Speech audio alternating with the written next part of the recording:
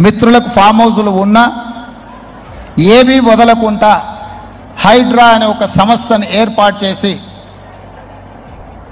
తెలియకుంటేనే ప్రజాప్రతినిధులం కొన్ని మన దినచర్యల్లో భాగంగా కొన్ని తప్పిదాలు చేస్తుంటాం. తప్పులు తెలవకుంటేనే కొన్ని తప్పులు జరిగిపోతుంటాయి. మరి ఆ ఖాతాను సవరించుకోవడానికి, ఆ బ్యాలెన్స్ షీట్ను సవరించుకోవడానికి తెలిసి కొన్ని మంచి పనులు చేయాలని నేను ప్రగాఢంగా విశ్వసిస్తున్నా, నమ్ముతున్నా. ఆ తెలిసి చెయ్యాలనుకుంటున్న మంచి పనుల్లో భాగము ఈ చెరువులను చెరబట్టిన వాళ్ళ నుంచి విముక్తి కలిగించాలన్న ఏకైక లక్ష్యంతోనే ఈరోజు చెరువులను ఆక్రమించుకున్న వాళ్ళను ఎవరిని వదలకుండా ఉక్కు పాదంతో అణిచివేయాలన్న ఆలోచన, అందులో నిర్మాణాలను ఏ ఒత్తిడి వచ్చినా వెనక్కి తక్కకుండా తొలగించాలన్న ఆలోచనతోనే ఈరోజు ఈ చెరువులలో ఉన్న అక్రమ కట్టడాలను కూలగొడుతున్నాము.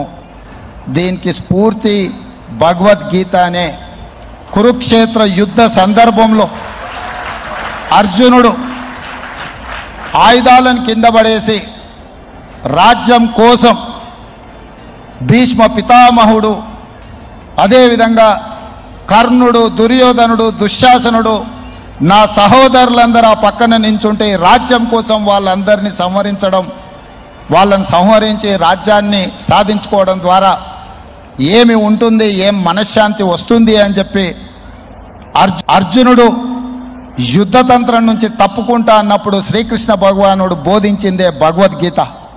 చంపేదెవరు, చంపించేదెవరు, లోక కళ్యాణం కోసం నీ బాధ్యతను నెరవేర్చాల్సిందే.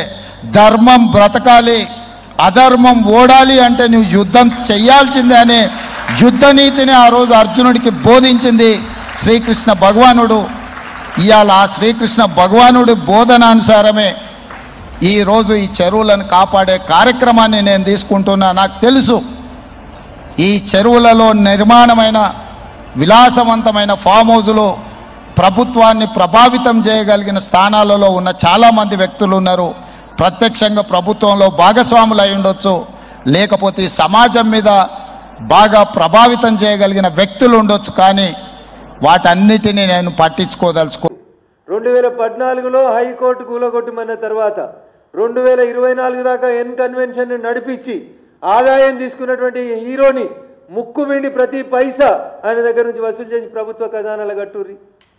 కేటీఆర్ చేసిన 7 లక్షల కోట్లు, కేసీఆర్ చేసిన అప్పు కట్టినందుకు 10 కోట్లు 100 కోట్లు వస్తాయి కదా, తెలంగాణలకు ఉపయోగపడతాయి కదా. ఇవి కదా మీరు చేయాల్సినవి. నాలా ప్రొటెక్షన్ కోసం జీవోలు వస్తాయి, కానీ ఈ రోజు దాకా మీరు పనిచేయలేదు. కేవలం ఆడంబరాల కోసం. ఇంకా చెప్పాలంటే కేటీఆర్ హయాంలో, కేసీఆర్ హయాంలో డ్రగ్స్ కేసు, స్కూల్లో పిల్లల డ్రగ్స్ కేసు, అకున్ సబర్వాల్ గారు ఏం చేసిర్రో ఈ పక్కనే ఉంటుంది రోడ్ అవతల. చాలా మందిని తీసుకొచ్చి 5వ అంతస్తులో కూర్చోబెట్టి ఎంట్రికలు కత్తిరించి, గోర్లు కత్తిరించి. ఏడవైంది కేటీఆర్ని drugs case?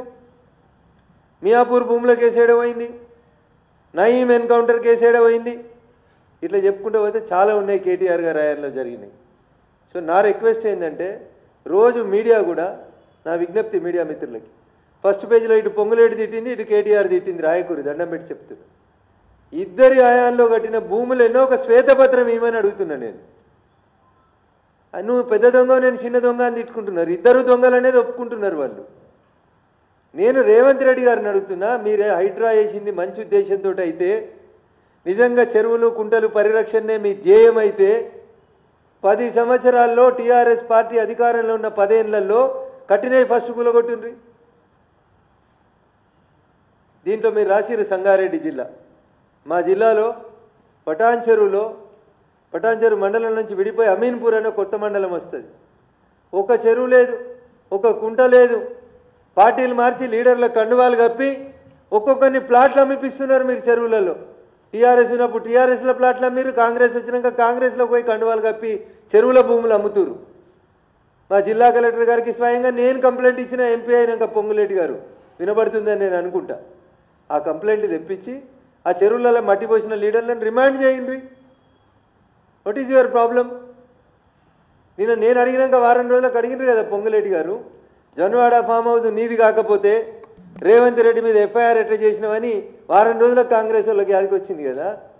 First Janwada farm house కూలగొట్టడంలో మీకున్న అభ్యంతరం ఏందనేది చెప్పుండ్రి. నిజంగా పొంగులేటి గారు మీరు నిజాయితీ వైపు ఉన్నా అని చెప్తున్నారు కదా, నాకు మీద ఒక సూచన. జూన్ 2, 2014 నుంచి లెక్క తీస్తారా? 1994 కోట్ల విజయభాస్కర్ రెడ్డి గారు మీరాలం ట్యాంకు కూలగొట్టిన కాడికి లెక్క తీస్తారా?